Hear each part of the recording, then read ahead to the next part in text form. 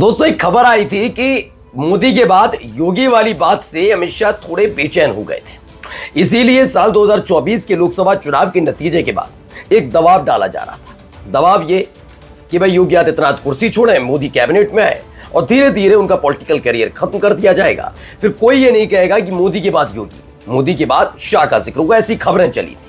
काफी कुछ हुआ, उसमें आरएसएस की एंट्री, केशव प्रसाद मौर्य, ब्रजेश पाठक का साथ आना, एनडीए के तमाम सहयोगियों का साथ आना, बहुत कुछ हुआ। मतलब खिचड़ी पकती सी रही। लेकिन इन सब के बीच एक बात क्लियर हो गई, ये लड़ाई मोदी शाह वर्सेस योगी नहीं थी, बल्कि ये लड़ाई सीधे सीधे योगी वर्सेस शाह की थी। लेकिन चाहे एक दूसरे से कितना ही किस्सा कुर्सी का करते रहे दोनों, लेकिन आज एक हकीकत बात पता लगी है कि दोनों का ध्येय एक है, या यूं कहा जाए पूरी की पूरी भारतीय जनता पार्टी बात तो जाति की करती है, जाति के आधार पर बात करती है, लेकिन आंदोलन प्रदर्शनों से कितना डरती है, कितना घबराती है, ये आज दो अलग अलग आदेश और अलग अलग फरमानों से पता लग जाएगा। एक अमित शाह का और एक योगी आदित्यनाथ का। दोनों की सोच कितनी मिलती है आज आप देखिएगा। नमस्कार, मैं हूं प्रज्वल गौतम और आप देख रहे हैं खबर चौक। हवाला दिया गया था अदालत का, अदालत इलाहाबाद हाईकोर्ट का हवाला। जातीय भेदभाव खत्म करेंगे योगी आदित्यनाथ। योगी आदित्यनाथ जैसा कोई महान नहीं। योगी आदित्यनाथ जातिवाद भेदभाव खत्म करने के लिए अब कोई भी मसला होगा उसमें एक क्लियर कर दिया जा रहा है कि सिर्फ नाम लिखा जाएगा, मां बाप का नाम लिखा जाएगा, जाति नहीं लिखी जाएगी। लेकिन क्या वाकई सवाल उठता है कि जातीय भेदभाव को खत्म करने के लिए यह फैसला लिया गया है, यह मसला कुछ और है?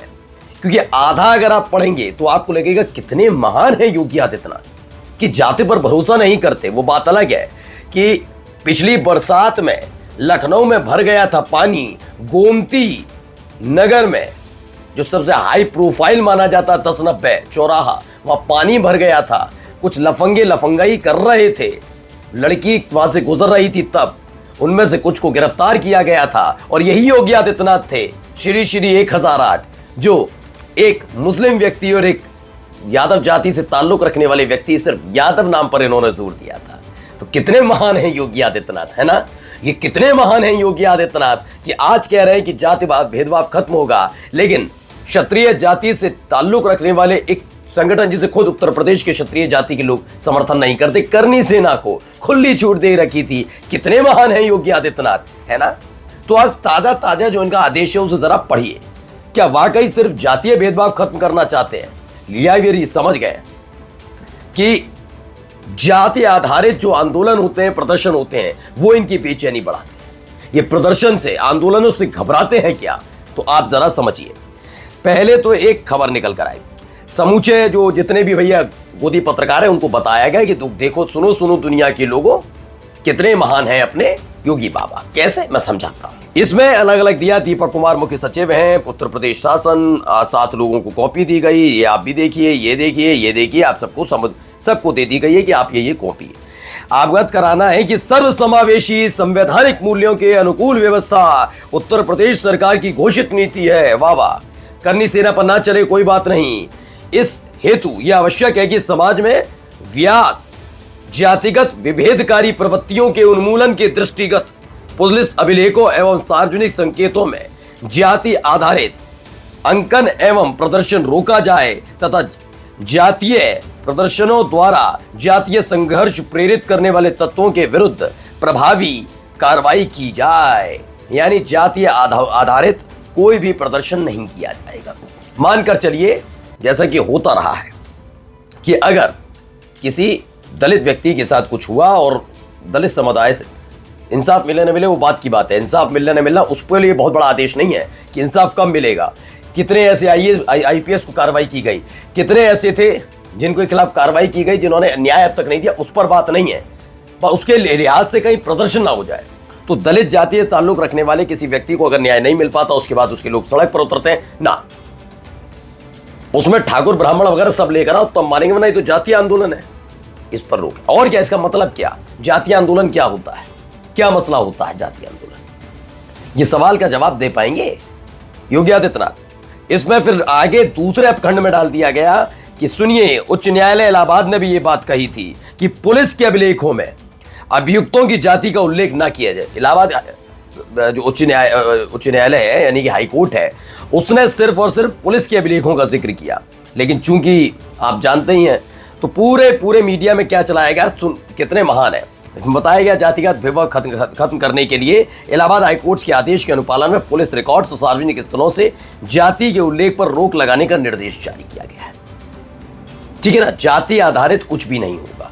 अब देखते हैं कितने सार्वजनिक स्थलों पर जो जातियों के आधारित नाम है वो कितने बदले जाएंगे। अब ये देखना बड़ा विषय है, मजा आएगा अब देखकर कि कितने ज्यादा निष्पक्षता से काम करते हैं। उल्लेख पर रोक लगाने का निर्देश जारी है, कार्यवाहक मुख्य सचिव को दीपक कुमार को दे दिया गया। एफआईआर जो होगी उसके मेमो में जाति का उल्लेख नहीं होगा, माता पिता के नाम जोड़े जाएंगे, थानों के नोटिस बोर्ड, वाहनों और साइन बोर्ड से जातीय संकेत हटेंगे और नारे हटाए जाएंगे। अच्छा है, लेकिन जाति आधारित रैलियों पर पूर्ण प्रतिबंध है।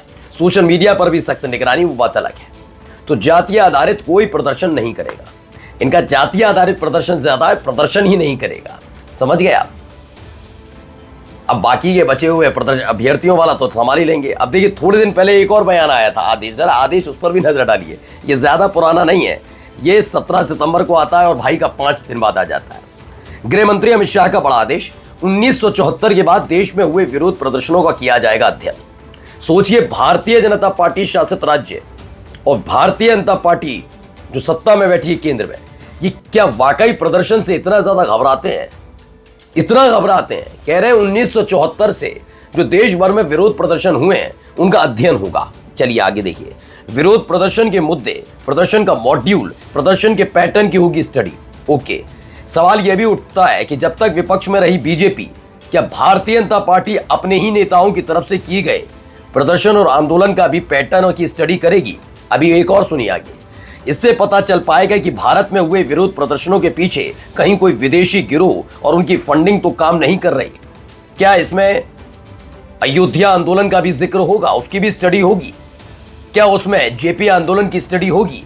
क्या उसमें स्टडी होगी इस बात की कि कैसे अन्ना आंदोलन हुआ था, या फिर इन दिनों जो सिरदर्द बना हुआ है असम वाला आंदोलन, मैं केंद्र से पूछ रहा हूं, असम वाला आंदोलन या फिर ये किसानों वाला आंदोलन, इन्हीं की स्टडी पर सिमट कर रह जाएगा।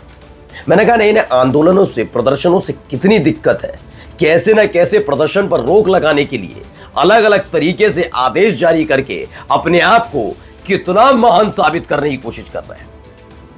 वो बात अलग है कि इसी उत्तर प्रदेश के अंदर करनी सेना के वो लफंगे लड़के एक सांसद पर हमला करके चले जाते हैं, लेकिन योगी आदित्यनाथ एक बार भी नहीं बोलते कि कैसे उनके एक मंत्री ने उन लफंगों की पीठ थपथपाई थी।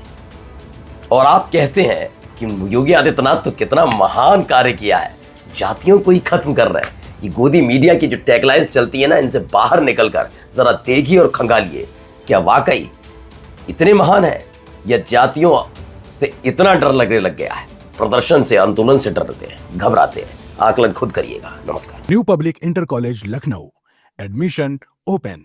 For more information, call 0522 282232 or 7755 089585.